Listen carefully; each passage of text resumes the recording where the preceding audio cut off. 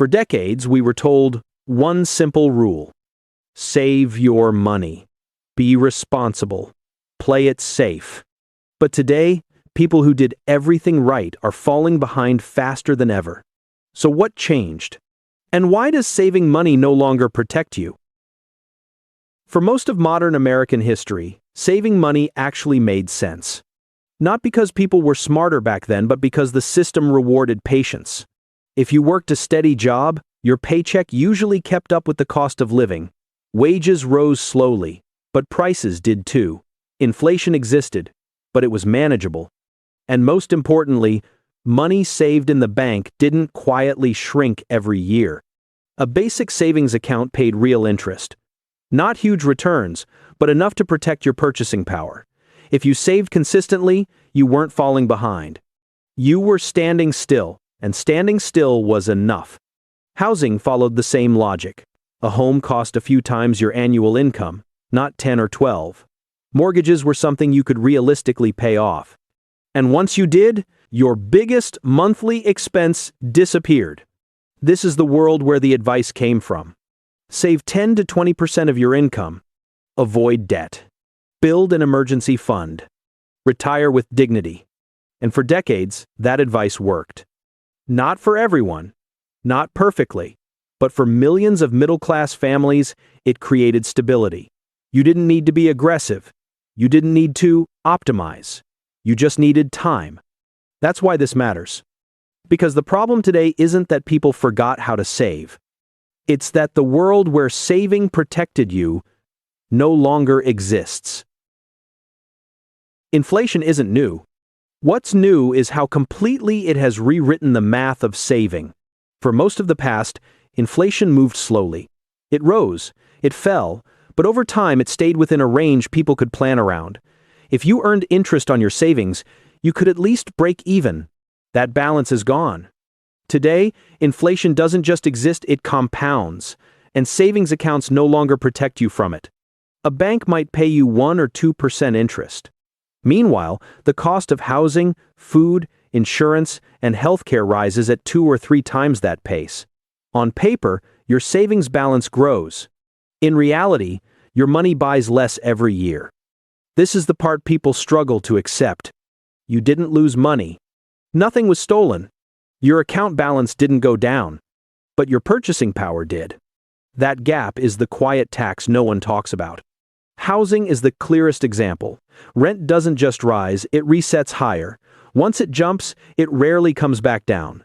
The same is true for insurance premiums, utilities, and basic services. These are not luxuries you can cut.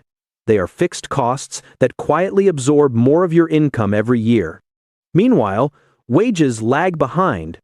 Even when salaries increase, they rarely match real inflation. Raises feel like progress, but often they only slow the decline. Saving becomes harder not because people are irresponsible, but because there's less left to save. And even if you do everything right, budget carefully, avoid debt, build an emergency fund, the system still works against you. This is the uncomfortable truth. Saving money used to preserve stability.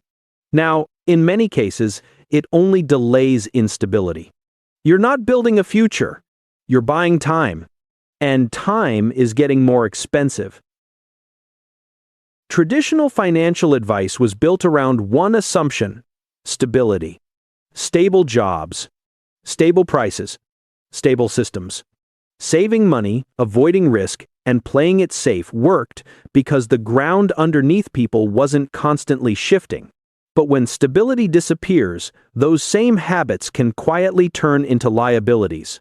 Today, being responsible often means keeping large amounts of cash on hand, emergency funds, savings accounts, money set aside just in case. On the surface, that sounds smart. In reality, it exposes people to a slow but constant loss. While savings sits still, costs move. Rent adjusts upward. Insurance premiums reset higher. Healthcare expenses expand. Taxes and fees creep in through the side door. The longer money stays idle, the more ground it loses. At the same time, playing it safe limits flexibility. People delay moves. They delay career changes. They delay education or retraining. They stay in jobs that feel increasingly fragile because uncertainty feels worse than stagnation. Ironically, this caution increases risk. When income is tied to a single employer, a single location, or a narrow skill set, one disruption can undo years of careful planning. The emergency fund that took a decade to build can disappear in months. This is why so many middle-class households feel trapped. They followed the rules. They avoided reckless decisions. They saved diligently. And yet, they're more exposed than ever. The problem isn't that people became careless. It's that the definition of safe changed without warning. In a system where prices rise faster than protection, standing still is no longer neutral. It's a slow step backward. When interest rates started rising, many people assumed things would finally rebalance. Savings accounts paid more. Certificates of deposit looked attractive again. For the first time in years, being cautious seemed like it might be rewarded. But for most middle-class households, higher rates didn't restore stability. They made the pressure worse. Yes, savings earn a bit more interest now. But that gain is small, taxable, and easily overwhelmed by rising costs elsewhere. At the same time, higher rates make almost every major expense more expensive. Mortgages become harder to afford. Car payments stretch longer. Credit card balances grow faster. Small emergencies become long-term burdens. What's often missed is that higher interest rates don't exist in isolation. They arrive in a world where prices are already elevated. Rent doesn't reset downward because rates go up. Insurance premiums don't fall. Healthcare doesn't get cheaper. Food doesn't suddenly cost less. So while your savings might earn a little more, your entire cost structure becomes heavier. This creates a strange imbalance. The system rewards people who already have large amounts of capital, but for those still building stability, higher rates act like friction, slowing everything down while making mistakes more expensive.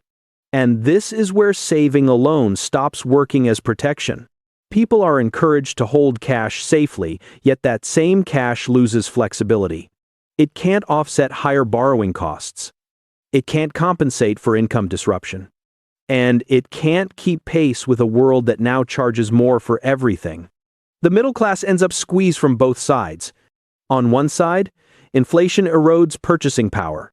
On the other, higher rates raise the cost of adapting. The promise was that patience would be rewarded. Instead, patience is taxed. This isn't a temporary imbalance. It's a signal. The financial environment changed.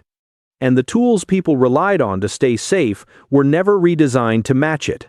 Saving still matters. But on its own, it no longer provides the protection it once did. Not because people did anything wrong, but because the rules quietly moved out from under them. If saving money no longer protects you, the question becomes uncomfortable very quickly. What does? For most people, the answer isn't a better spreadsheet or a more disciplined budget. It's a complete shift in how stability works. The old system assumed time was your ally. Save steadily. Avoid risk. Wait long enough, and things would even out. That assumption no longer holds. Today, stability is less about accumulation and more about adaptability. Less about how much you've stored away and more about how quickly you can respond when something changes. Income that can adjust matters more than income that simply exists. Skills that transfer matter more than loyalty to a single employer. Flexibility matters more than perfection. This is deeply uncomfortable for people who were taught that responsibility meant consistency. Saving encouraged people to stay put, to wait, to delay action until conditions felt safe. But in a system that no longer pauses, waiting becomes exposure. Cash on hand still matters, emergencies still happen. But beyond a certain point, savings stop acting like protection and start acting like inertia. They anchor people to choices made under old rules. That's why so many people feel anxious even when they've done everything right. They're not reckless. They're just operating with tools that were designed for a different environment. This isn't an argument against responsibility. It's an argument for awareness. Because once you understand that saving alone no longer guarantees safety, you stop blaming yourself for feeling behind. And you start asking better questions. Not, why didn't I save more? But what kind of stability actually works now? That question doesn't have a simple answer. And that's the point. The world didn't break loudly. It shifted quietly. And the people who notice that shift first aren't the ones who panic. They're the ones who adapt before the cost of standing still becomes too high. This video isn't telling you to stop saving. And it isn't saying responsibility doesn't matter anymore. It's saying that the world those rules were designed for has changed. For a long time, saving money meant safety. It meant patience would be rewarded. It meant doing the right thing would protect you over time. That assumption no longer holds the way it used to. Life didn't suddenly become impossible. It just became tighter, less forgiving, more sensitive to small mistakes. And when the margin disappears, the old advice starts to feel confusing, even misleading. Understanding this isn't about panic. It's about clarity. Because once you see why saving alone no longer works the way it once did, you stop blaming yourself for feeling behind. And you start paying attention to what actually matters now. Not perfect decisions. Not flawless discipline. But awareness, flexibility, and timing. The rules didn't fail loudly. They expired quietly. And the people who recognize that first aren't giving up. They're simply adjusting before the cost of standing still becomes too high.